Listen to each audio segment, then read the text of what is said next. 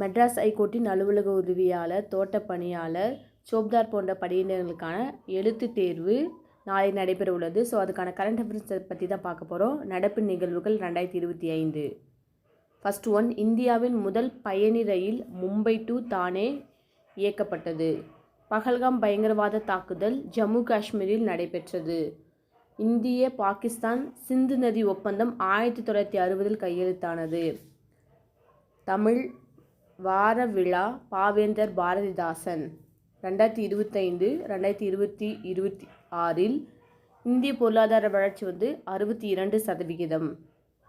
Rafale போர் விமானம் France. T20 cricket போட்டி 13,000 ரன்களை கடந்தவர் விராட் கோலி. உச்சநீதிமன்றத்தின் 52வது தலைமை நீதிபதி மாண்புமிகு நீதியரசர் BR கவாய் அவர்கள். இவர் சொந்த மாநிலம் மகாராஷ்டிரா மாநிலம். உச்ச நீதிமன்ற நீதிபதியின் ஓய்வு பெறும் வயது 65. 9.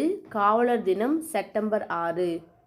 தேசிய பஞ்சாயத்து ராஜ் தினம் ஏப்ரல் 24. இந்தியாவின் 107வது தேசிய பூங்கா